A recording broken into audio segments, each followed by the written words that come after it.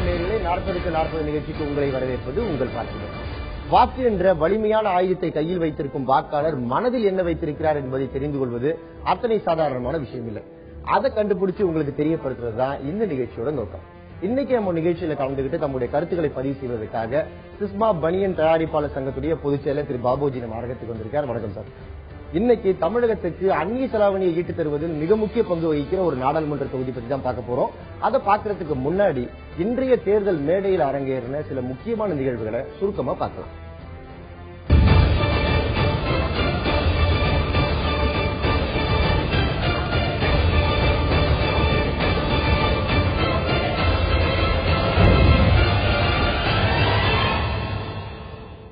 நாடாளுமன்ற தேர்தலை நடத்தி முடிக்க 4000 கோடி ரூபாய் செலவாகும் என தலைமை தேர்தல் ஆணையம் கணித்துள்ளது. கடந்த நாடாளுமன்ற தேர்தலை காட்டிலும் 3 மடங்கு தேர்தல் செலவு அதிகரிக்கும் என தேர்தல் ஆணைய வட்டாரங்கள் தெரிவிக்கின்றன. நாடாளுமன்ற தேர்தலை அடுத்து மத்தியில் நிலையான அரசு அமைய வேண்டும் என திரிணாமுல் காங்கிரஸ் தலைவர் மம்தா பானர்ஜி கருத்து தெரிவித்துள்ளார். அந்த அரசு மக்களுக்காக பணிபுரிய வேண்டும் என்றும் தேர்தல் வாக்குறுதிகளை நிறைவேற்ற வேண்டும் என்றும் அவர் விருப்பம் தெரிவித்துள்ளார். குஜராத்துக்கு வெளியே வேறு மாநிலத்தில் நரேந்திர மோடி போட்டியிட்டால் அவரை எதிர்த்து அரவிந்த் கெஜ்ரிவாலை நிறுத்த ஆம் ஆத்மி கட்சி முடிவு செய்துள்ளதாக தகவல் வெளியாகியுள்ளது. இதேபோல ரேபரேலி தொகுதியில் காங்கிரஸ் தலைவர் சோனியா காந்தி எதிர்த்து ஆம் ஆத்மியின் மூத்த பெண் தலைவர் ஷாஜியா இல்மி போட்டியிட உள்ளதாகவும் அக்கட்சி வட்டாரங்கள் தெரிவிக்கின்றன. 40க்கு 40 நிகழ்ச்சி இன்னைக்கு நாம பார்க்க போற தொகுதி திருப்பூர் நாடாளுமன்ற தொகுதி. 2009 தொகுதி மறுசீரமைப்புக்கு பிறகு உருவான இந்த தொகுதி ஒரு நாடாளுமன்ற தேர்தலை சந்திச்சிருக்கு. அடுத்து 2வது நாடாளுமன்ற தேர்தலுக்கு இப்போ தயாரா இருக்கு. இந்த தொகுதியில என்னென்ன பிரச்சனைகள் இருக்கு, இந்த தொகுதி வாசிகள் எதை முக்கிய பிரச்சனைகளா நினைக்கிறாங்க, அவங்களுடைய கோரிக்கைகள் என்ன என்பதெல்லாம் பார்ப்பதற்கு முன்னாடி இந்த தொகுதியை பற்றிய ஒரு செய்தி தொகுப்பை சுருக்கமா பார்க்கலாம்.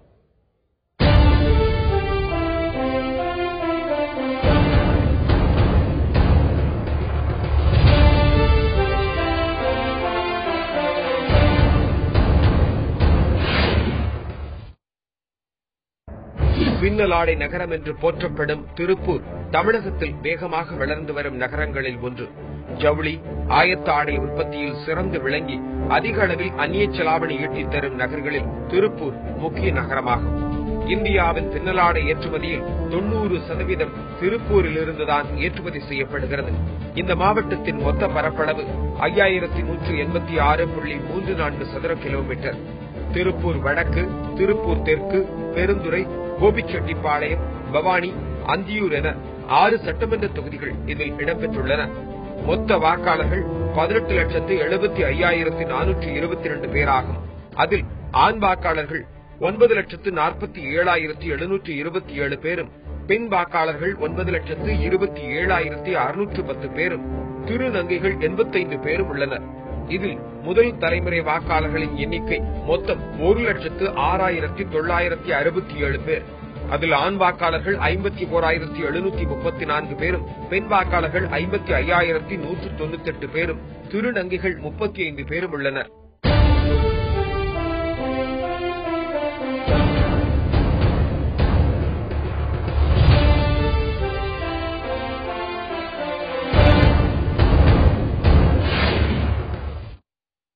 திருப்பூர் நாடாளுமன்ற தொகுதி பத்தி பார்த்தோம். அடுத்து இந்த நாடாளுமன்ற தொகுதியுடைய எம்பியாக இருக்கக்கூடிய அதிமுகவின் சிவசாமியின் செயல்பாடுகள், அதாவது நாடாளுமன்ற செயல்பாடுகள் எப்படி இருக்கு, அவருடைய அரசியல் பின்னணி என்ன என்பது குறித்த ஒரு செய்தி தொகுப்பை பார்க்கலாம். திருப்பூர் நாடாளுமன்ற தொகுதி உறுப்பினராக அதிமுகவை சேர்ந்த சிவசாமி உள்ளார்.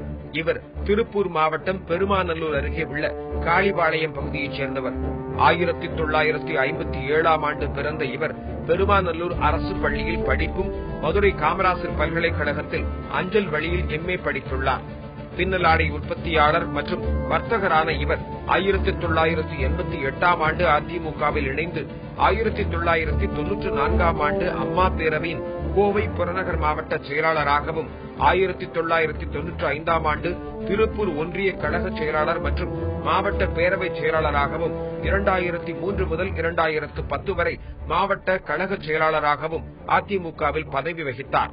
1996இல் திருப்பூர் சட்டமன்ற தொகுதியில் அதிமுக சார்பில் போட்டியிட்ட சிவசாமி இந்திய கம்யூனிஸ்ட் கட்சியின் சுப்பராயனிடம் தோல்வியடைந்தார். ஆனால் மீண்டும் 2001இல் அதே தொகுதியில் போட்டியிட்டு சட்டப்பேரவைக்கு சென்றார். 2006 திருப்பூர் நகராட்சி கவுன்சிலரான அவர் நகராட்சி எதிர்க்கட்சி குழு தலைவராகவும் பதவி வகித்தார். தொடர்ந்து 2009 நாடாளுமன்ற தேர்தலில் களமிறங்கிய சிவசாமி தன்னை எதிர்த்து போட்டியிட்ட காங்கிரசின் கார் வேந்தனை விட 85,000 வாக்குகள் அதிகம் பெற்று வெற்றி பெற்றார். நாடாளுமன்றத்தில் சிவசாமியின் வருகை பதிவு 74% உள்ளது. 57 விவாதங்களில் பங்கேற்ற சிவசாமி பல்வேறு விஷயங்கள் தொடர்பாக மொத்தம் 686 கேள்விகளை அவையில் எழுப்பியிருக்கிறார். தமது தொகுதி மேம்பாட்டு நிதி மூலமாக பல்வேறு திட்டங்களை செயல்படுத்தியிருக்கிறார். அவற்றில் பவானி படித்துறையில் ரூபாய் 60 லட்சம் மதிப்பீட்டில் படிகள் அமைப்பு, பவானி, அந்தியூர், கவுந்தம்பாடி ஆகிய பகுதிகளில் ரூபாய் 35 லட்சம் மதிப்பில் உயர் மின் கோபுரங்கள் அமைப்பு, பவானி ஆற்றின் குறுக்கே அக்கரை மற்றும் இக்கரை கொடிவேரியில் ரூபாய் 12.5 கோடியில் மேம்பால பணிகள் நடைபெற்று வருகிறது. திருப்பூர் நாடாளுமன்ற தொகுதி பற்றியும் அந்த நாடாளுமன்ற தொகுதியுடைய தற்போதைய எம்பியாக இருக்கக்கூடிய சிவசாமியின் செயல்பாடுகள் பற்றியும் பார்த்தோம். திரு பாபுஜி, உங்களிடம் ஒரு கேள்வி. நீங்க சிஸ்மா பனியன் தயாரிப்பாளர் சங்கத்துடைய பொதுச்செயலாளர் இருக்கீங்க. பனியன் தொழிற்சாலைகள் தான் திருப்பூர் நாடாளுமன்ற தொகுதி முழுவதும் பரவி இருக்குது. அந்நிய செலாவணியில மிக முக்கிய பங்கு வகிக்கக்கூடிய ஒரு தொழிலா இருக்கு. உங்கள் தொழில் சார்ந்து இந்த நாடாளுமன்ற தொகுதியில் இருக்கக்கூடிய மிக முக்கிய பிரச்சனையா நீங்க எதை பாக்குறீங்க? பொதுவாக தொழில் சார்ந்த பிரச்சனைகள் என்றால் பாத்தீங்கன்னா, பொதுவா நூல் விலை அடிக்கடி உயர்ந்து கொண்டே இருக்கின்ற காரணத்தினால பருத்தி ஏற்றுமதிக்கு ஒரு வரையறுப்பு நிர்ணயம் செய்ய வேண்டும். அதே மாதிரி அந்த பருத்தியை ஏற்றுமதிக்கு உண்டான டேபேக் சொல்லக்கூடிய அந்த சலுகைகளை குறைக்க வேண்டும் என்று பல்வேறு கோரிக்கைகளை நாங்கள் எங்கள் தரப்பில் வைத்துக் கொண்டே இருக்கின்றோம். ஆனால் இதை நாடாளுமன்றத்தில் அவர் எத்தனை முறை எடுத்து பேசினாலும் அவர் பேசியவாறுக்கு எங்களுக்கு எந்தவிதமான பதில்களோ அதற்கான சாதகமான எந்தவிதமான நடவடிக்கைகளும் இதுவரை நடைபெறவே இல்லை. சிறு குறு நடுத்தர நிறுவனங்கள் நிறைந்த பகுதி திருப்பூர். இந்த சிறு குறு நடுத்தர நிறுவனங்கள் இதுவரை 30% மேல் திருப்பூரில் இருந்து அனைவரும் தொழிலை நிறுத்தக்கூடிய ஒரு நிர்பந்தமும் சூழ்நிலையும் அங்கு உருவாகி இருக்கிறது. ஆக மற்ற தொழில்களை எப்படி காப்பாற்ற வேண்டும், அதேபோல பனியன் தொழிலில் இருக்கக்கூடிய பிரச்சனைகள் அரசியல் இருக்கக்கூடிய எம்பி ஆனாலும் சரி, எம்எல்ஏ ஆனாலும் சரி, அவர்கள் இங்கே அமர்ந்து எங்களிடம் எந்த விதமான கருத்து கேட்பதோ எங்களுடைய கருத்துக்களை மற்றவர்களிடம் பதிவு செய்வதற்கோ அவர்கள் தவறிவிடுகிறார்கள். ஆகவே எம்பியை பொறுத்தவரை எங்களுக்கு கடந்த முறை எங்களுக்கு வரி விதிக்கப்பட்டிருந்தது மத்திய அரசால், வாட் வரி என்று. அந்த வரியை நீக்குவதற்குண்டான முழுமையான வீழ்ச்சியில் எங்களோடு ஒத்துழைப்பு செய்து அந்த கலால் வரியை நீக்கி தந்தது உண்மையாகவே அவர் செய்த எங்களுக்கு மிகப்பெரிய சலுகையாகும். பாராட்டுக்குரிய ஒரு விஷயத்தை திருப்பூர் நாடாளுமன்ற தொகுதிக்குள்ள 6 சட்டமன்ற தொகுதிகள் இருக்குன்னு பார்த்தோம். அதுல திருப்பூர் தெற்கு சட்டமன்ற தொகுதி பத்தி இப்ப பார்க்கலாம். திருப்பூர் தெற்கு சட்டமன்ற தொகுதி சிறிய தொகுதி தான், ஆனா நிறைய பிரச்சனைகள் இருக்கு. அது என்னன்னு நீங்களே பாருங்க. இப்ப நம்ம திருப்பூர் தெற்கு சட்டமன்ற தொகுதிக்கு உட்பட்ட பகுதியில நம்ம நின்றுட்டு இருக்கோம். இன்னும் குறிப்பா சொல்ல போனோம்னா நொய்யல் ஆற்று பகுதியில நம்ம நின்றுட்டு இருக்கோம். இப்ப நீங்க பாத்துட்டு இருக்கிறது நொய்யல் ஆற்று பகுதின்னு சொல்லப்படுது. இந்த நொய்யல் ஆற்றுல ஆண்டுதோறும் வெள்ளப்பெருக்கு அதிகமாக ஏற்படுறதுனால இந்த ஆற்று பகுதியின் கரையோரத்துல வசிக்கும் மக்கள் பெருமளவு பாதிக்கப்படுவதாக இங்குள்ள மக்கள் எல்லாம் ஒரு மிகப்பெரும் குறையாகவே கூறி வருகின்றனர். ஆயத்த ஆடை தொழில் நடைபெற்று வரும் திருப்பூர் தெற்கு சட்டமன்ற தொகுதியில் சுமார் 1.60 லட்சம் வாக்காளர்களே உள்ள ஒரு சிறிய தொகுதி. மின்வெட்டு பிரச்சனையில் திருப்பூர் தெற்கு சட்டமன்ற தொகுதி கடுமையாக பாதிக்கப்பட்டுள்ளது. எந்த நேரமும் விசைத்தறிகளின் சத்தம் கேட்டு வந்த இந்த பகுதியில் தற்போது நிலவி வரும் மின்வெட்டால் வெறிச்சோடி காணப்படுகின்றன. ஏற்கனவே வேலை கம்மியா தான் இருக்கு. கரண்ட்னால அதிகமா வேலை இல்லாம போகுது. ஆனா நாங்களாம் இந்த வேலை செஞ்சாதான் எங்களுக்கு சாப்பாடு. இந்த வேலை விட்டா எங்களுக்கு வேற வேலை எதுவுமே தெரியாது. இந்தியாவுக்கு மாற்றாக சைனா இருக்குது, பங்களாதேஷ் இருக்குது. அந்த பையர் எப்படியாவது சரக்கு கொண்டு போய் கடையில சேர்த்தே ஆக வேணும். நம்மளால செய்ய முடியல அப்படின்னா கடையை சும்மா வச்சிருக்க முடியாது. அதனால உடனடியாக பங்களாதேஷ்கோ, சைனாக்கோ, பாகிஸ்தானுக்கோ அந்த மாதிரி போயிடுறாங்க. ஒரு தடவை போன பையர்ஸ் திருப்பி நம்ம திருப்பூர் கொண்டு வருவது ரொம்ப சிரமமான ஒரு காரியம். மின்வெட்டின் காரணமா நீங்க பார்த்தோம்னு சொன்னாக்கா தொழில் அதிபர்களும் பாதிக்கப்படுறாங்க. அதன் காரணமா தொழில் இன்றைக்கு நிறுத்தப்படுகிற ஒரு நிலை ஏற்பட்டிருக்கு. அதனால என்ன ஆகுதுன்னா வேலை வாய்ப்பு தொழிலாளிக்கு முற்றிலும் பறிபோயிடுச்சு. சாப்பிடுறதுக்கு வழி இல்லாம அங்கங்க ஒட்டுமொத்தமா கஞ்சி காய்ச்சி ஊத்த வேண்டிய ஒரு சூழ்நிலை தான் வருமோங்கிற அச்சம் தான் இன்னைக்கு எல்லாத்து மத்தியிலையும். தொழிலாளர்கள்லாம் ஒன்றும் வேலை செய்ய முடியல. ரொம்ப கிட்டத்தட்ட ஒரு 10 மணி நேரம் 12 மணி நேரம் போகுது. எந்த நேரத்தில் ஆளுகளை வச்சு வேலை வாங்கலாம் முடியறதில்லை. ரொம்ப சிரமமா இருக்குது. அந்த நேரத்துக்கு நம்ம ஆளுகளை விட்டு அப்படியே எல்லாரும் போய் கூப்பிட முடியாது. அதனால ரொம்ப பாதிப்பாகுது. ஓனர்களுக்கு, எங்களுக்கு, தொழிலாளிக்கு ரொம்ப கஷ்டமா இருக்கு. 10 மணி நேரம் மின்வெட்டு ஆகுது. எங்களுக்கு ரொம்ப வேலையே ஆகிறது இல்ல. வாரம் எப்படி நாங்க 150 டஜன் தைக்கிறது 100 டஜன் கூட ஆக மாட்டேங்குது. ரொம்ப எங்களுக்கு பாதிப்பாகுது. சுத்தமா முடிஞ்சு போச்சு. இருக்கிறவங்க எல்லாமே எல்லாம் குடோனை காலி பண்ணிட்டு அவன் பொண்டாட்டி தாலி எல்லாம் வித்து கூட எல்லாம் முடிஞ்சு போயிட்டாங்க. அந்த லெவல்ல இன்னைக்கு தொழில் முடிஞ்சு போனதுக்கான இந்த கரண்ட். நூல் விலை உயர்வு மற்றும் மின்வெட்டால் பின்னலாடை உற்பத்தி பாதிப்பு, ஏற்றுமதி தொழில் முடக்கத்தால் 5 லட்சத்திற்கும் மேற்பட்டவர்கள் வேலை இழந்துள்ளனர். வேலை வாய்ப்பு குறைந்ததால் திருப்பூரில் குற்றச்செயல் அதிகரித்துள்ளது என்ற கருத்தும் நிலவுகிறது. திருப்பூர் தெற்கு சட்டமன்ற தொகுதிக்கு உட்பட்ட பிரச்சனைகள் என்னென்னு பார்த்தோம். அந்த மக்கள் அவர்களுடைய கருத்துக்களை இப்ப பதிவு பண்ணாங்க. நீங்கள் சிஸ்மா பனியன் தயாரிப்பாளர் சங்கத்துடைய பொதுச்செயலாளர் இருக்கீங்க. கிட்டத்தட்ட உங்கள் தொழில் சார்ந்த பிரச்சனைகளை தான் அவங்க பட்டியலிட்டாங்க. இந்த பிரச்சனைகளுக்கு நீங்கள் முன்வைக்க தீர்வு என்ன சார்?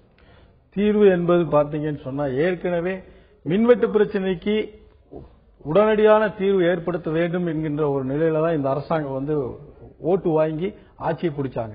ஆனா அந்த காலகட்டத்தில் ஏற்கனவே முதல்ல இருந்தக்கூடிய ஆட்சியாளர்கள் மீது அவர்கள் குறை சொல்வதும் மற்ற இந்த நிலை தான் நீடித்துக் கொண்டே இருந்தது.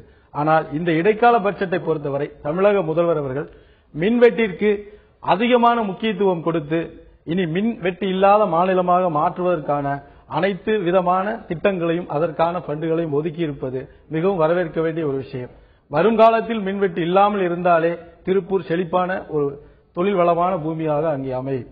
பொதுவாக பார்த்தீர்கள் சொன்னால் சாய சலவை பற்றை பிரச்சனைகளால் தெற்கு பகுதியில் இருக்கக்கூடிய அனைத்து தொழில்களுமே அது ஒரு சுமாராக ஒரு 30% மேல் தொழில் இழந்தால் கூட அங்கு மீண்டும் மீண்டும் அந்த தொழில் புத்துயிர் பெற்று வளர்ந்து கொண்டேதான் இருக்கிறது. ஆனால் மின்சார வெட்டு, நூல் விலை பிரச்சனைகள், கடந்த பண்டிகைகளுக்கு சென்ற தொழிலாளர்கள் வருகை இல்லாத காரணத்தினாலும் தொழிலாளர் பற்றாக்குறை காரணத்தினாலும் குறித்த நேரத்தில் ஆர்டர்களை வெளிமாநிலத்திற்கு அனுப்ப முடியாத ஒரு சூழ்நிலை உருவாகியுள்ளது.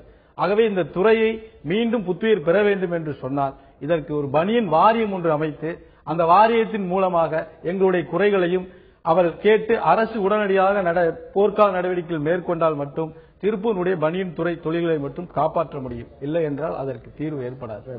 திருப்பூர் தெற்கு தொகுதியில் இருக்கக்கூடிய பிரச்சனைகளை பார்த்தோம். அடுத்ததா திருப்பூர் வடக்கிலும் இதே மாதிரி நிறைய பிரச்சனைகள் இருக்கு. இந்த பிரச்சனைகளும் கிட்டத்தட்ட சாயப்பட்டறைகளை மையமாக கொண்ட பிரச்சனைகளாக தான் இருக்கு.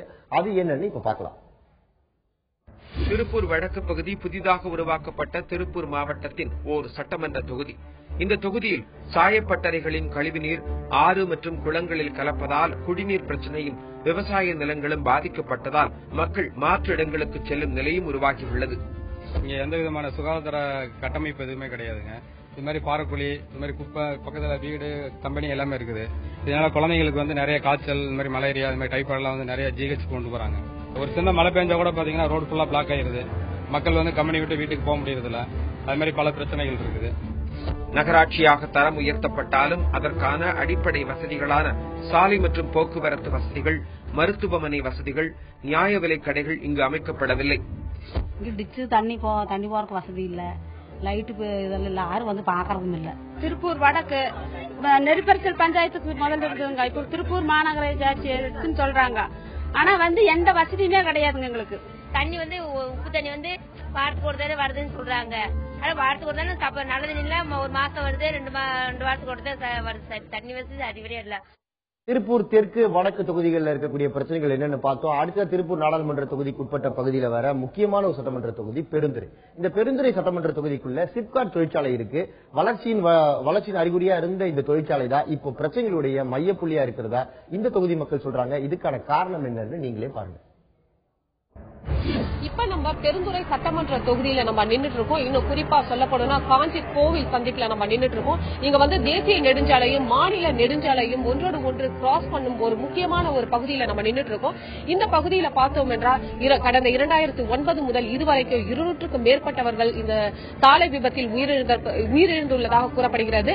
இது மிகப்பெரிய புகாராக இங்குள்ள பொதுமக்களால் கூறப்படுகிறது. இங்க என்னென்ன பிரச்சனைகள், என்னென்ன பாதுகாப்பு குறைபாடுகள் என்பது குறித்து இப்ப நம்ம பார்க்கலாம் வாங்க. பெருந்துறை சட்டமன்ற தொகுதியில் 16,973 மக்கள் வசிக்கின்றனர். இவர்களில் 50% ஆண்கள், 50% பெண்கள் ஆவார். ஈரோடு மேற்கு பகுதியில் அமைந்துள்ள பெருந்துறை தொழில் வளர்ச்சி அடைந்துள்ளது. இதற்கு காரணம் பெருந்துறை வழியாக செல்லும் சென்னை கொச்சி தேசிய நெடுஞ்சாலை. பெருந்துறை சிப்காட் தொழிற்பேட்டை என கூறப்படுகிறது.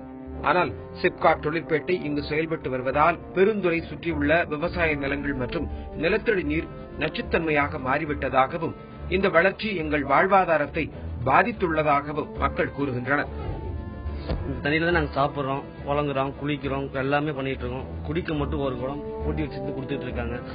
நான் வந்து இந்த இடத்துக்கு வந்து ஒரு 7 வருஷம் ஆச்சுங்க. எனக்கு தெரிஞ்சதுல இருந்து இந்த இதான் வச்சு நாங்க யூஸ் பண்ணிட்டு இருக்கோம். நாங்களும் எவ்வளவு கம்ப்ளைண்ட் பண்ணி பார்த்துட்டோம்.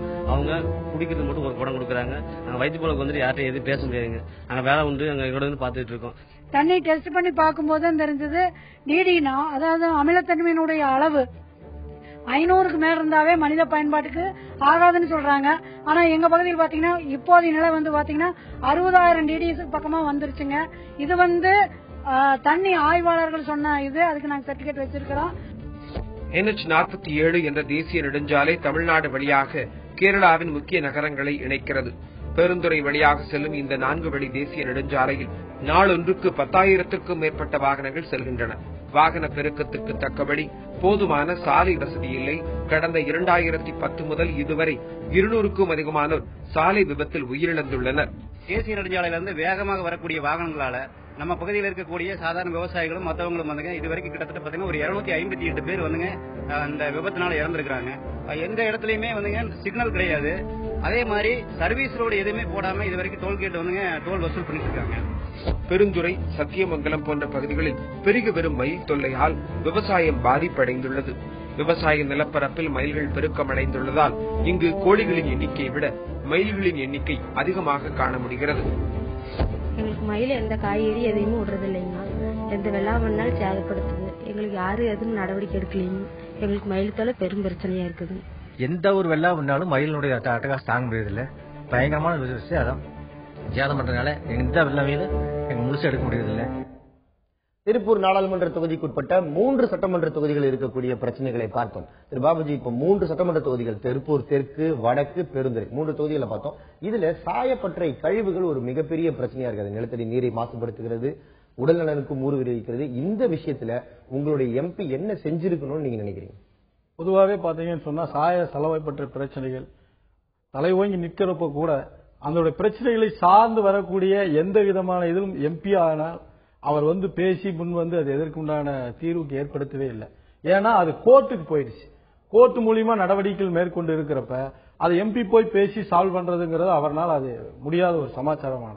ஆக பெருந்துறையை பொறுத்தளவுக்கு சிப்காட் பகுதிகளில் வந்து சுத்திகரிப்பு நிலையங்கள் அமைக்கணுங்கிறதுல வந்து நீண்ட நாள் கோரிக்கையா வந்து மக்கள் வச்சிட்டு இருக்கிறாங்க. அந்த சுத்திகரிப்பு நிலையங்கள் அமைப்பதற்கு உண்டான ஃபண்டுகளை வந்து மத்திய அரசிடம் இருந்து வாங்கி தரக்கூடிய ஒரு முயற்சியை வந்து சிவசாமி அவர்கள் மேற்கொண்டிருக்கலாம். அதற்கு எவ்வளவு அந்த வேலைகள் எடுத்து செய்தார் என்பது எனக்கு தெரியாது. ஆனால் அந்த மக்களுடைய எதிர்பார்ப்பு இன்று வரை அது நிறுத்தப்பட்டு இருக்கிறது. அதனால் அந்த பகுதியில் சார்ந்து இருக்கக்கூடிய விவசாய நிலங்கள் பாதிப்படைவது உண்மை. ஆனால் குறைஞ்சபட்சமா பாத்தீங்கன்னு சொன்னா 1000 அடி உள்ள போய் மண் வளம் கெட்டு போயிருக்கு அப்படின்னு சொன்ன காலம் போய் இன்னைக்கு ஒரு 300-400 அடியில தான் அது மேம்பட்டு அந்த மணல்கள் வந்து சரி செய்யப்பட்டிருக்கிறதா அரசாங்க தரப்புலயே ஆட்சியாளர் மீட்டிங்லயே வந்து சொல்லப்பட்டிருக்கு. ஆக இப்ப இருக்கக்கூடிய சூழ்நிலை பொறுத்த வரைக்கும் பார்த்தோம்னு சொன்னா சிப்காட்ல சுத்திகரிப்பு நிலையங்கள் அமைப்பதற்குண்டான மத்திய அரசு ஃபண்டை வந்து இவர் வாங்கி கொடுப்பதற்கு தவறிவிட்டார் என்பதுதான் எங்களுடைய குற்றச்சாட்டு. இப்ப பெருந்துறை தொகுதி மக்கள் ஒரு பிரச்சனையை முன் வச்சாங்க. அதாவது தேசிய நெடுஞ்சாலையும் மாநில நெடுஞ்சாலைகளையும் இணைக்கும் பகுதிகளில் விபத்துகள் அடிக்கடி நடக்கிறதா சொல்றாங்க. இதற்கு என்ன மாதிரியான கோரிக்கைகள் நீங்க முன் வச்சீங்க? இதுக்கு எம்பி என்ன செஞ்சிருக்காரு? இது பொதுவா பார்த்தோம்னு சொன்னா திருப்பூர் மாவட்டத்தை பொறுத்தவரை ஒரு கட்டமைப்பு வசதி இல்லாத ஒரு மாவட்டம். புதிதாக உருவாக்கப்பட்டு திடீரென அறிவிப்பு செய்ததனால் அந்த மாவட்டத்தை பொறுத்தவரை பார்த்தீர்கள் சொன்னா திருப்பூர் சவுத் அல்லது நார்த் எதாவது எடுத்துட்டாலும் சரி வாகனங்கள் கனரக வாகனங்கள் செல்வதற்கு கூட வழிவகை இருக்காது. ஒரு சுருக்கமா சொன்னா குறுகிய சாலைகளிலே இன்னும் மக்கள் வந்து வசித்துக் கொண்டிருக்கிறார்கள். ஆக சாலை விரிவாக்க பணிகளோ அல்லது சுகாதார மேம்பாட்டுகளோ குடிநீர் பிரச்சனைகளோ இன்று வரை தீர்த்து வைக்கப்படாமல் இருக்கின்ற காரணத்தினால் அந்த மக்கள் இன்னும் அவதிப்பட்டுக் கொண்டுதான் இருக்கிறாங்க.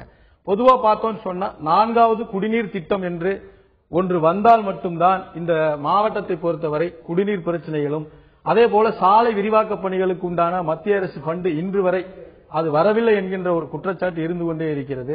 அந்த ஃபண்டுகள் வந்தால் மட்டும்தான் மாவட்ட விரிவாக்க பணிகள் ஒரு தீர்வு காணும். இப்ப இந்த 6 சட்டமன்ற தொகுதிகளில் 3 சட்டமன்ற தொகுதிகளுடைய பிரச்சனைகளை அலசி ஆரம்பிச்சிருக்கோம். இன்னும் 3 சட்டமன்ற தொகுதிகள் இருக்கு. அந்த 3 சட்டமன்ற தொகுதியை பார்ப்பதற்கு முன்னால் தேர்தல் வியூகமும் பகுதியில இன்னைக்கு நம்ம ஒரு சுவாரஸ்யமான செய்தியை பார்க்க போறோம். அது என்னன்னா, இன்று நாம் பார்க்க போற செய்தி இதுதான். கூட்டணிக்கு முட்டுக்கட்டை போட்ட கோஷ்டி பூசல். இது பற்றிய விவரத்தை நம்ம தெரிஞ்சுக்கலாம் ஒரு சிறிய இடைவேளைக்கு பிறகு. திருப்பூர் நாடாளுமன்ற தொகுதிக்குட்பட்ட 3 சட்டமன்ற தொகுதிகளுடைய பிரச்சனைகளை பார்த்தோம். அடுத்ததாக ஒரு மிக முக்கியமான சட்டமன்ற தொகுதி கோபிச்செட்டிப்பாளையம் சட்டமன்ற தொகுதி. நம்ம அடிக்கடி திரைப்படங்கள்ல பார்த்த பகுதி 31% விவசாயிகளை கொண்ட பகுதி.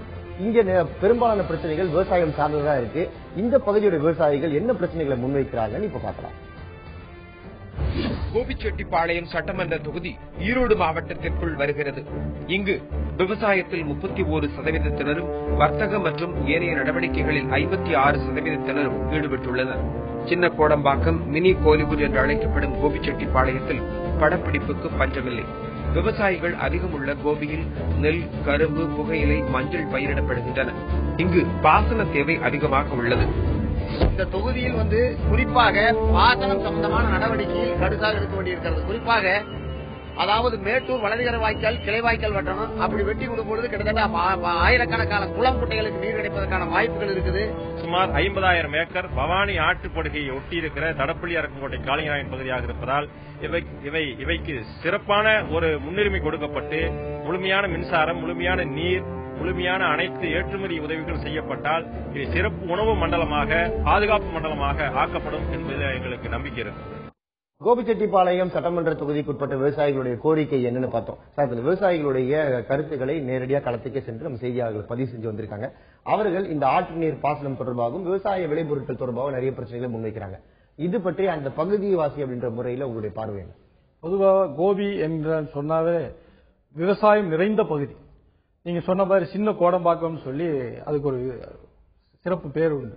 ஆனா விவசாயம் சார்ந்த பகுதியில் இருக்கக்கூடிய பவானி ஆற்று படகுகளை நம்பியே அந்த மக்கள் விவசாயம் செஞ்சிட்டு இருக்கிறாங்க. அந்த விவசாயிகளுக்கு உண்டான நீர் பாசன வசதிகளும் மின் வசதிகளும் அங்க குறைந்தபட்சமாக அவர்களுக்கு கிடைப்பதே இல்லை.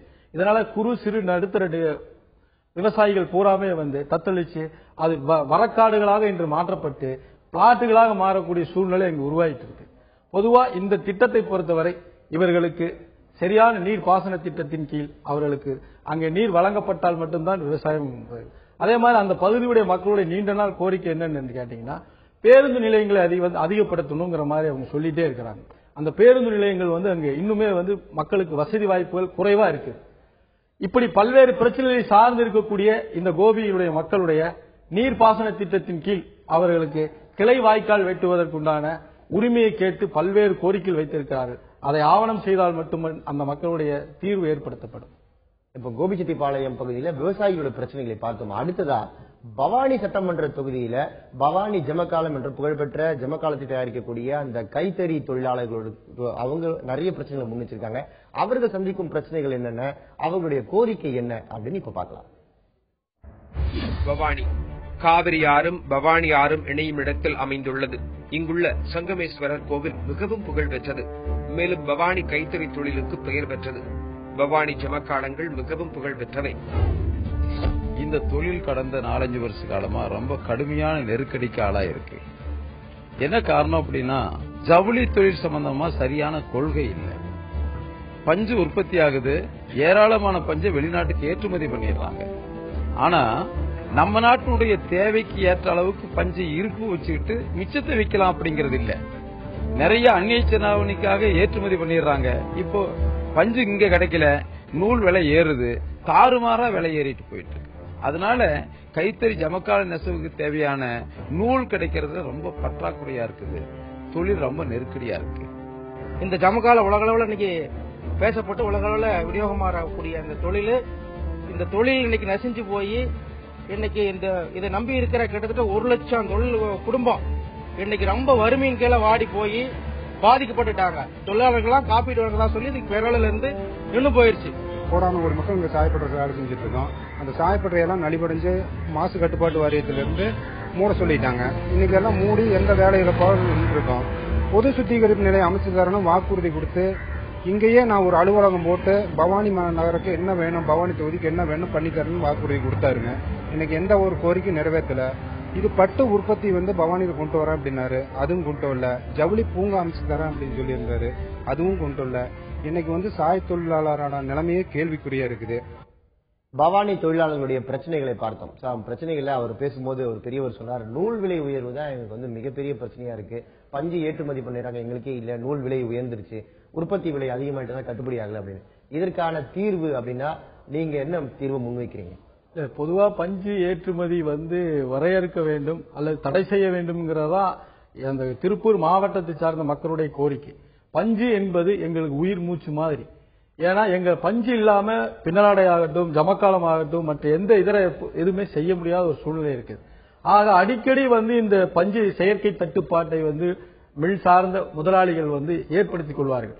அதே மாதிரி நூல் செயற்கை தட்டுப்பாடை பார்த்தீர்கள் சொன்னா அந்த சீசன் எங்களுக்கு எப்பொழுதெல்லாம் அந்த சீசன் வரக்கூடிய இருக்கிறதோ, நாங்கள் அதிக ஆர்டர்கள் எடுத்து தயார் செய்யக்கூடிய நிலையில் இருக்கின்றோமோ அப்போதெல்லாம் அவர்கள் செயற்கை தட்டுப்பாடு என்று ஒன்றை நூலை வைத்துக் கொண்டு டிமாண்டாக கொடுப்பார்கள். 100 பை எங்களுக்கு வேணும்னு சொன்னா 20 பை கொடுப்பாங்க, 10 பை கொடுப்பாங்க.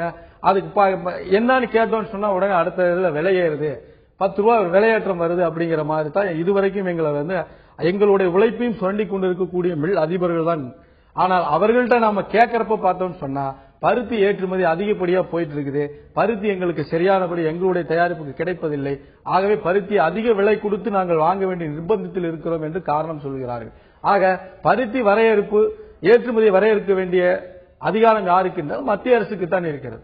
ஆக சிவசாமி அவர்கள் இதை நாடாளுமன்றத்தில் எடுத்து பலமுறை சொல்லி இருக்கிறார். பருத்தி ஏற்றுமதிக்கு வரையறுப்பு செய்ய வேண்டும், அதே போல பஞ்சு பதுக்குவதையும் பருத்தி பதுக்குவதையும் நூலை பதுக்குவதையும் கண்டறிந்து செயல்பட வேண்டும் என்று நாங்கள் அவரிடம் வைத்த கோரிக்கை அவரும் நிறைய முறை அவர் எடுத்து வைத்திருக்கிறார் நாடாளுமன்றத்தில். ஆனால் இதுவரை எந்த விதமான தீர்வும் ஏற்படவில்லை. நிச்சயமா ஒரு நாள்ல தீர்வு ஏற்படக்கூடிய பிரச்சனை இல்ல. நம்ம இப்ப 5 சட்டமன்ற தொகுதியை பார்த்தோம். அடுத்த இறுதியாக திருப்பூர் நாடாளுமன்ற தொகுதிக்கு உட்பட்ட ஒரு சட்டமன்ற தொகுதி என்று பார்த்தால் அந்தியூர் சட்டமன்ற தொகுதி. இந்த அந்தியூர் சட்டமன்ற தொகுதியில விசைத்தறி தொழிலாளர்கள் இருக்கிறார்கள், விவசாயிகள் இருக்கிறார்கள். இவர்களுடைய பிரச்சனைகள் என்ன, இவர்களுடைய கோரிக்கைகள் என்ன, இதை நேரில் சென்று கேட்டு வந்திருக்கிறார்கள் நம்ம செய்தியாளர்கள். அது என்னன்னு இப்ப பார்க்கலாம். வெற்றிலை பிரியர்கள் அந்தியூர் பற்றி நன்கு அறிவார்கள். வேளாண்மை இங்கு முதன்மை தொழில். அந்தியூர் தொகுதி தொடங்கப்பட்ட காலம் முதல் தனி தொகுதியாகவே இருந்தது. 1977ஆம் ஆண்டு முதல் இங்கு நடந்த 8 தேர்தல்களிலும் அதிமுக அதிக வெற்றி பெற்றுள்ளது. அதிமுக 2ஆக பிரிந்து போட்டியிட்ட போதும் ஜெயலலிதா அணி சார்பில் போட்டியிட்ட வேட்பாளர் வி பெரியசாமி வெற்றி பெற்று அந்தியூர் தொகுதி அதிமுக கோட்டை என்பதை நிரூபித்தார். இங்கு 2 முறை திமுகவும் 1 முறை பாட்டாளி மக்கள் கட்சியும் வெற்றி பெற்றுள்ளன. அந்தியூர் தொகுதியில் பர்கூர் மலைப்பகுதி உள்ளது. மலைப்பகுதியில் உள்ள 20க்கும் மேற்பட்ட கிராம மக்கள் அந்தியூர் தொகுதியின் கீழ் வருகின்றனர். அந்தியூர் பத்ரகாளியம்மன் கோவில் பல நூற்றாண்டுகள் பழமையான கோவில். இதுபோல் அந்தியூரை அடுத்த குருநாத சுவாமி கோவிலும் மிகவும் பிரசித்தி பெற்றதாகும். இங்கு 4 நாட்கள் நடைபெறும் குதிரை சந்தை மிகவும் பிரசித்தி பெற்றது. விவசாய நிலங்களை அதிக அளவில் கொண்டிருக்கும் இந்த தொகுதியில் ஆங்காங்கே கைத்தறி நெசவாளர்களும் உள்ளனர். கிட்டத்தட்ட ஒரு 10 வருஷத்துக்கு முன்னாடி ஒரு 20,000 தறி ஓடிட்டு இருந்த தவுட்டுப்பாளையம் இன்னைக்கு வெறும் 1500 தறி தான் ஓடிட்டு இருக்குது. சுத்தமாவே கரண்ட் இருக்கிறது இல்ல. நாங்க எதுவுமே பண்ண முடியாத சூழ்நிலை இதை நம்பி இத்தனை வருஷமா நாங்க நம்பி இருந்து இப்ப என்ன பண்றதுன்னு தெரியாத அளவுக்கு இன்னைக்கு எங்க வாழ்வாதாரம் ரொம்ப பாதிச்சிருக்கு. பர்கூர் மலைவாழ் மக்களுக்கு தேவையான பல கோரிக்கைகள் இன்னும் நிறைவேற்றப்படவில்லை என்பதும், மலை கிராம பள்ளிக்கூடங்களில் ஆசிரியர்கள் வராததால் மாணவ மாணவிகளின் கல்வி பாதிக்கப்படுகிறது என்பதும் இப்பகுதி மக்களின் குற்றச்சாட்டாகும். விவசாயத்தை முழுமையாக நம்பியிருக்கும் இந்த அந்தியூர் தொகுதி வளர்ச்சி பாதையில் இன்னும் காண வேண்டிய தொலைவு ஏராளமாக இருக்கிறது. மேட்டூர்ல இருந்து ஒவ்வொரு நீர் வருதுங்க சார். அது அந்த தண்ணி இதுல 7 ஏரி கலக்குங்க சார். ஒன்னு எண்ணமலத்து ஏரிங்க சார், இன்னொரு கெட்டிச்சமத்து ஏரிங்க, இன்னொன்னு பிரமதேசத்துல ஏரிங்க. இப்படி 7 ஏரி இருக்குதுங்க. அந்த ஒவ்வொரு நீர் இதுல ஜாயின் பண்ணி விட்டாங்கன்னா எங்களுக்கு விவசாயிகளுக்கு கொஞ்சம் நல்லா இருக்குங்க. திருப்பூர் நாடாளுமன்ற தொகுதிக்கு உட்பட்ட 6 சட்டமன்ற தொகுதிகளுடைய பிரச்சனைகளையும் பார்த்தோம். இந்த சட்டமன்ற தொகுதிகளில் ஓட்டு போட்ட மக்கள் என்ன சொல்றாங்கன்னு பார்த்துட்டோம். இவர்களிடம் ஓட்டு வாங்கின எம்பி இதுக்கு என்ன பதில் சொல்றார், அவரிடமே இந்த கேள்விகளை முன்வைச்சோம். அதுக்கு அவர் என்ன பதில் சொன்னார்னு இப்ப பாருங்க. திருப்பூர் நாடாளுமன்றத்தினுடைய பல்வேறு பிரச்சனைகளுக்கு நாடாளுமன்றத்திலே நான் பல்வேறு முறை குரல் கொடுத்து உரையாற்றி இருக்கின்றேன். குறிப்பிட்டு சொல்ல வேண்டுமானால் திருப்பூர் பின்னலாடை தொழில் மேம்பாடு அடைவதற்காக அடிக்கடி ஏறி வருகின்ற நூல் விலை ஏற்றத்தினால் இந்த பின்னலாடை தொழில் பாதிக்கப்பட்ட போது அதை தடுக்க வேண்டும் என்பதற்காக பஞ்சை நேரடியாக ஏற்றுமதி செய்வதை தடை செய்ய வேண்டும் என்று நாடாளுமன்றத்திலே பல முறை வலியுறுத்தி குரல் கொடுத்த ஒரு நாடாளுமன்ற உறுப்பினர் என்று சொன்னால் அது அனைத்திந்திய அண்ணா திமுகவை சேர்ந்த நாடாளுமன்ற உறுப்பினராகிய நாங்கள் மட்டுமே என்பதை இங்கே நான் நினைவூட்ட கடமைப்பட்டிருக்கின்றேன். அதே போல எக்ஸ்போர்ட் தொழிலில் இருக்கக்கூடிய இந்த பின்னலாடை தொழிலுக்கு டையிங் ஃபேக்டரி பிரச்சனைகளுக்கு ஒரு நீதிமன்றத்தால் ஒரு கடுமையான நெருக்கடி வந்தபோது நான் சட்டமன்ற உறுப்பினராக இருந்தபோது அன்றைய காலகட்டத்திலேயே மாண்புமிகு தமிழகத்தினுடைய முதலமைச்சர் புரட்சித் தலைவி அம்மாவுடைய கவனத்திற்கு கொண்டு சென்று பல்வேறு நடவடிக்கைகள் எடுக்கப்பட்டு தொடர்ந்து நான் நாடாளுமன்ற உறுப்பினராக தேர்வு பெற்ற பிறகு நாடாளுமன்றத்திலும் குரல் கொடுத்து மாண்புமிகு தமிழக முதல்வர் புரட்சித் தலைவி அம்மா அவர்கள் தமிழகத்தினுடைய முதலமைச்சராக பொறுப்பேற்ற பிறகு இந்த சாய சலவை பட்டறை பிரச்சனைகளுக்கு தீர்வு காண்பதற்காக சுத்திகரிப்பு நிலையங்களுக்காக வட்டியில்லா கடன்களை வழங்கப்பட்டு இன்றைக்கு இந்த தொழில் பாதுகாப்பதற்கு சாய சலவை பட்டறைகள் மறுவாழ்வு பெறுவதற்குரிய நடவடிக்கையை மேற்கொண்டிருக்கின்றோம். நீண்ட நாள் கிடப்பிலே கடந்த செங்கப்பள்ளி நீலாம்பூர் 6 வழி சாலை திட்டத்தை நாடாளுமன்ற உறுப்பினராக பொறுப்பேற்றவுடன் நாடாளுமன்றத்திலே குரல் கொடுத்து அந்த பணியை விரைவாக துவங்குவதற்குண்டான நடவடிக்கையை மேற்கொண்டு இன்றைக்கு செங்கப்பள்ளியிலே இருந்து நீலாம்பூர் வரை 6 வழிச்சாலையினுடைய பணி முடிவடைகின்ற நிலைமை உருவாகி இருக்கின்றது. இன்னும் ஒரு 6 மாத காலத்திற்குள் இந்த 6 வழிச்சாலையினுடைய பணி முழுமையாக நிறைவேற்று போக்குவரத்திற்கு பயனுள்ளதாக அமையும். அதே போல பல்வேறு பகுதிகளில் சாலை வசதிகள், சாக்கடை வசதிகள் என்று கிட்டத்தட்ட எனது நாடாளுமன்ற உறுப்பினர் நிதியிலே இருந்து சுமார் ஒரு 6 கோடி ரூபாய்க்கு மேலாக அடிப்படை வசதிகளுக்காக நிதி ஒதுக்கி கொடுத்திருக்கின்றேன். திருப்பூர் நாடாளுமன்ற தொகுதியின் பிரச்சனைகள் என்னென்ன என்று பார்த்தோம். இந்த பிரச்சனைகள் பற்றி திருப்பூர் நாடாளுமன்றத்துடைய எம்பி என்ன சொல்கிறார் என்றும் பார்த்தோம். இப்ப நீங்க தொகுதிவாசின்ற முறையில் உங்களுடைய எம்பி இந்த பிரச்சனைகளுக்கு அவர் எடுத்த முயற்சிகள் எல்லாம் இப்ப பட்டியலிட்டிருக்கிறார். எம்பியுடைய இந்த பதில் உங்களுக்கு ஏற்புடையதானா? இதுல ஏதாவது ஒரு மாற்று கருத்து இல்ல? இது ஏற்புடையதான். ஏன்னா அவர் எங்களுக்காக குரல் கொடுக்கக்கூடிய நாடாளுமன்ற உறுப்பினர் என்ற முறையில் பல தரப்புல அதை போய் அந்தந்த அமைச்சர்களை பார்த்து பேசி அதற்கு உண்டான தீர்வு ஏற்படுத்த வேண்டும்ங்கிறதையும் பஞ்சு ஏற்றுமதிக்கு வரையறுப்பு நிர்ணயம் செய்யணுங்கிறதுலையும் அவர் குறிப்பா எங்களுக்காக அவர் கடுமையான முயற்சிகளை மேற்கொண்டது உண்மையான சமாச்சாரம். அவரை பொறுத்தவரை அவரால் என்ன முடியுமோ அந்த ஒரு வட்டத்துக்குள் மட்டும் நின்று செய்ய முடிந்ததே தவிர மத்திய மாநில அரசில் இருக்கக்கூடிய கருத்து வேறுபாடின் காரணமாக மத்திய அரசு இவர் வைக்கின்ற கோரிக்கையை செவிசாய்க்காமல் நிராகரித்திருக்கலாம் என்கின்ற ஒரு பெரும் நம்பிக்கையில் தான் இன்று வரை மக்கள் சிவசாமி அவர்கள் செய்த அத்தனை இவர் சட்டமன்ற உறுப்பினராக இருந்த பொழுது பார்த்தீர்களானால் அவர் எங்களுடைய அனைத்து இல்லற நிகழ்ச்சியிலும் சரி, நல்லது கெட்டதிலும் சரி, அவர் இல்லாத நிகழ்ச்சிகளே இருக்கார். ஏனென்றால் எங்களிடம் அவர் அவ்வளவு அந்யூன்யமாக பல மக்கள் ஒருவராக இருந்திருக்கிறார். பல்வேறு முயற்சிகளை முன்னெடுத்து பலன்கள் வருவதில் முன்ன பின்ன இருக்கலாம். நம்ம தொடர்ந்து பேசுவோம். நம்ம 40க்கு 40 நிகழ்ச்சியில் அடுத்து நம்ம ஒரு சுவாரஸ்யமான பகுதியை பார்க்க போகிறோம். அதுதான் தேர்தல் வியூகமும் பகுதி. இன்னைக்கு தேர்தல் வியூகமும் பகுதியில நாம பார்க்க போற விஷயம் தான் ஒரு கூட்டணி தொடர்பான ஒரு விஷயத்தை தான் நாம இன்னைக்கு பார்க்க போறோம். கூட்டணிக்கு முட்டுக்கட்டை போட்ட கோஷ்டி பூசல். அண்மையில் இங்க இருக்கக்கூடிய ஒரு முற்போக்கு தலைவர் டெல்லிக்கு கூட்டணி பேசுவதற்காக சென்றார். கோஷ்டி பூசலுக்கு பெயர் பெற்ற அந்த தேசிய கட்சியோடு கூட்டணி முயற்சிகளை மேற்கொண்டார். ஆனால் அந்த கூட்டணி முயற்சி இன்னும் இறுதி செய்யப்படவில்லை. இதற்கு காரணமும் அந்த கட்சிக்குள் இருக்கக்கூடிய கோஷ்டி பூசல் தான் அப்படின்னு சொல்றாங்க. ஏன்னா இங்க இருக்கக்கூடிய ஒரு தமிழக அமைச்சரின் ஆதரவாளர்கள் தான் இந்த சந்திப்பிற்கு ஏற்பாடு பண்ணாங்க. ஆனா இன்னொரு தமிழக அமைச்சருடைய ஆதரவாளர்களுக்கும் அந்த அமைச்சருக்கும் இது பற்றி அதிகமாக விருப்பம் இல்லாததால் அவர்கள் இளைய தலைவரை சந்திக்க விடாமல் தடுத்து விட்டார்கள் அப்படின்னு டெல்லி வட்டாரங்கள் கிசுகிசுக்கிறாங்க. இதனால தான் இந்த கூட்டணி உடனடியாக இறுதி செய்யப்படுவதில் தொடர்ந்து இழுபறி நீடிக்கிறதாகவும் டெல்லி வட்டாரங்கள் சொல்றாங்க. நம்ம 40க்கு 40 நிகழ்ச்சியில் பல்வேறு கேள்விகளை மக்களிடம் வைத்து அவர்களுடைய மனதில் என்ன இருக்கிறது என்பதை அறிய நாம் முற்பட்டிருக்கிறோம். இப்படி பல்வேறு கேள்விகளை மக்களிடம் வைத்தும் அதில் மிக முக்கியமான 2-3 கேள்விகள் என்ன என்று பார்த்தால், இந்தியாவின் சிறந்த தலைவராக நீங்கள் யாரை நினைக்கிறீர்கள் என்று திருப்பூர் நாடாளுமன்ற மக்களிடம் கேட்டோம். இதே போல மற்றொரு கேள்வியும் அவர்களிடம் முன்வைத்தோம். அந்த கேள்வி, தமிழக முதலமைச்சராக இருக்கக்கூடிய ஜெயலலிதா பிரதமராக வர முடியுமா, இது பற்றி உங்கள் கருத்து என்ன என்று கேட்டோம். இது தவிர மேலும் பல கேள்விகளை முன்வைத்திருக்கிறோம். இந்த நிகழ்ச்சியில தமிழக மக்களுடைய, தமிழக வாக்காளர்களுடைய மனதில் என்ன இருக்கிறது என்பதை அறிந்து கொள்வதற்காக கிறிஸ்டிஸ்மோ என்ற தனியார் நிறுவனத்தோடு இணைந்து உங்கள் தந்தி டிவி பல்வேறு கேள்விகளை நேரடியாக மக்களிடம் கேட்டு அவர்களுடைய பதில்களை அறிந்து வந்திருக்கிறது. தமிழகம் முழுவதும், தமிழகம் மற்றும் பாண்டிச்சேரியை சேர்ந்த 40 தொகுதிகளிலும் கிட்டத்தட்ட 20,000 மக்களை நேரில் சந்தித்து இந்த கருத்து கணிப்பு நடத்தப்பட்டிருக்கிறது. மக்களிடம் பல்வேறு கேள்விகளை நம்ம முன் வச்சோம். முக்கியமான முதல் கேள்வி அவர்களும் நம்ம கேட்ட கேள்வி என்ன அப்படின்னு பாத்தீங்கன்னா, மத்திய அரசு தன்னுடைய வாக்குறுதிகளை நிறைவேற்றியதாக நினைக்கிறீர்களா என்று கேட்டோம். இதற்கு ஆம், நிறைவேற்றியது என்று வெறும் 15% மக்கள் தான் தெரிவித்திருக்கிறார்கள்.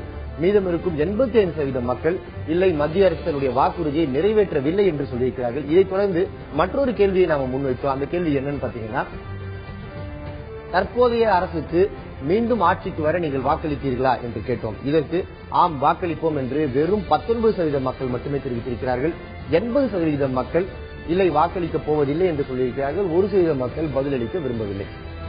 மத்திய அரசு தொடர்பான 2 முக்கியமான கேள்விகளை முன் வச்சிருக்கோம். அதாவது மத்திய அரசு என்னென்ன வாக்குறுதிகளை கொடுத்து ஆட்சிக்கு வந்ததோ அந்த வாக்குறுதிகள் எல்லாம் நிறைவேற்றியதா நினைக்கிறீங்களா அப்படின்னு கேட்டா மெஜாரிட்டியான ஆட்கள் இல்லை நிறைவேற்றல அப்படின்னு தான் சொல்றாங்க.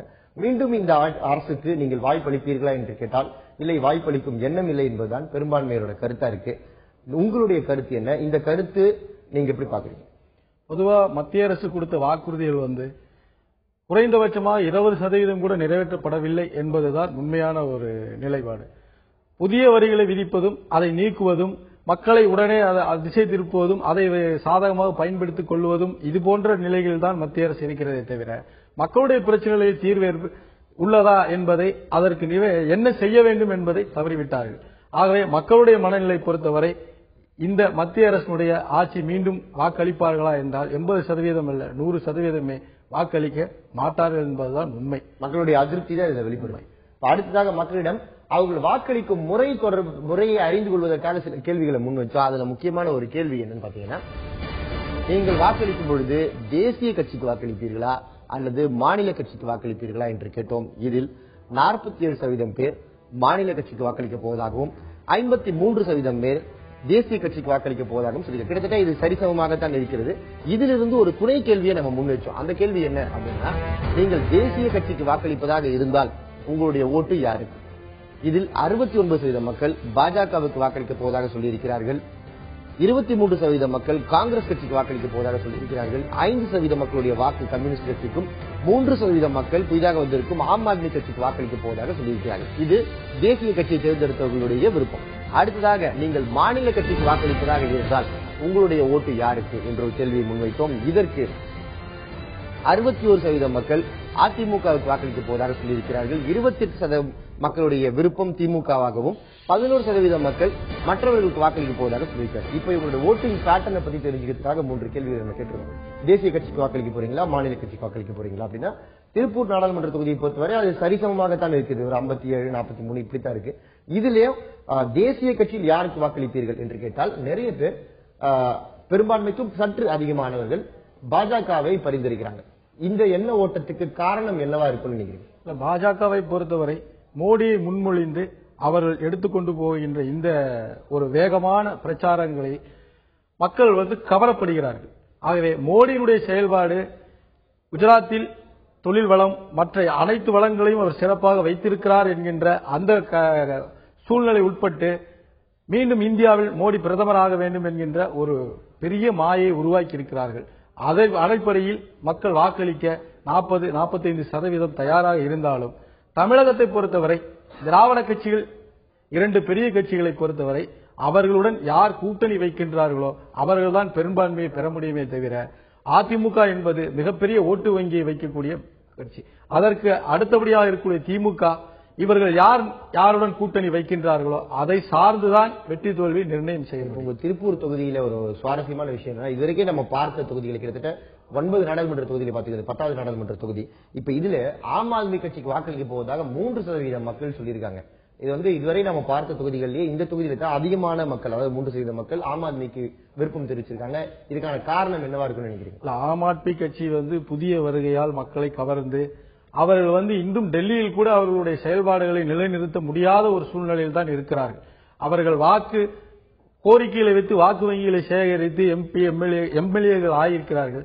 ஆனால் அந்த நிறைவேற்ற முடியாத சூழ்நிலையில் அதே மக்களிடம் போய் அவர்கள் அங்கு கேவலப்படக்கூடிய சூழ்நிலையில் உருவாகி இருக்கிறது டெல்லியை பொறுத்தவரை.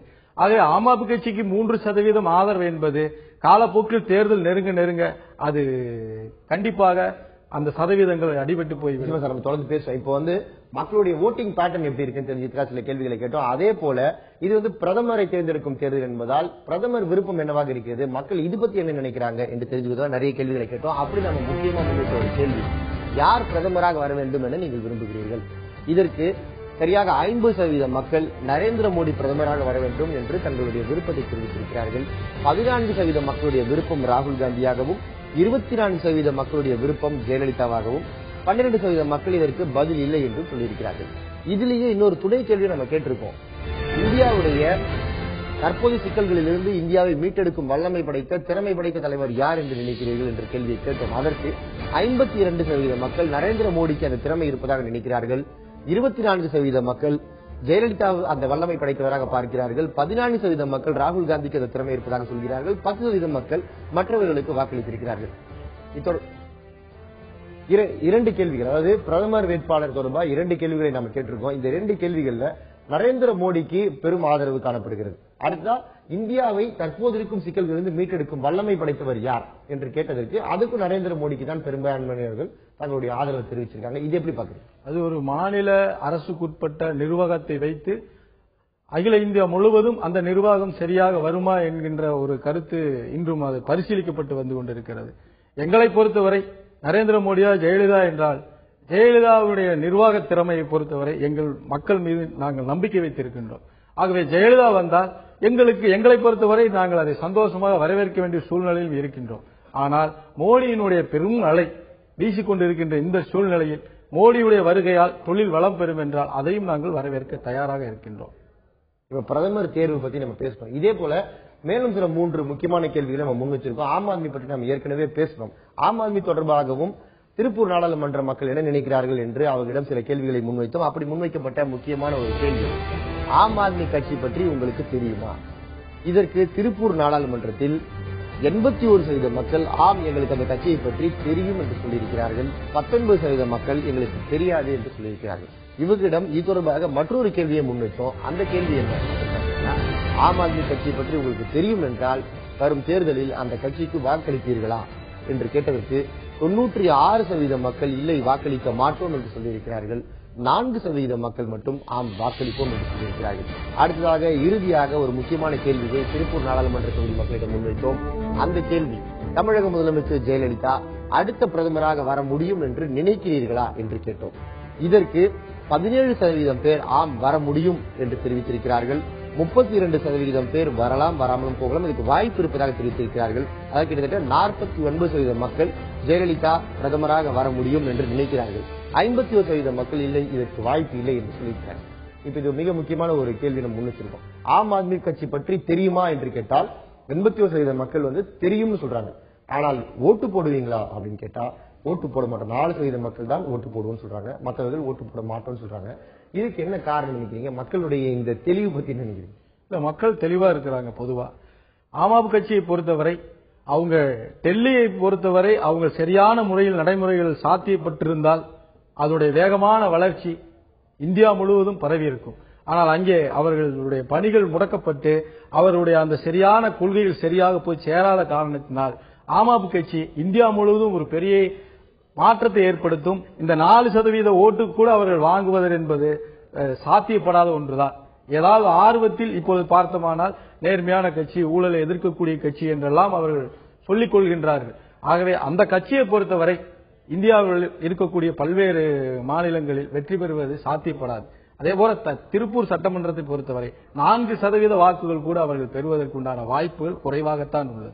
ஏனால் அங்கு அதிமுக, திமுக, கம்யூனிஸ்ட் போன்ற பல்வேறு கட்சிகள் தான் பலமாக உள்ளன. அதில் இவர்கள் புதிய வருகையால் அறியாத மக்கள் வேண்டுமானால் இந்த சதவீத அடிப்படை சொல்லலாமே தவிர ஓட்டு போடக்கூடிய புதிய வாக்காளர்கள் என்று ஒருவர் இருக்கிறார்கள்.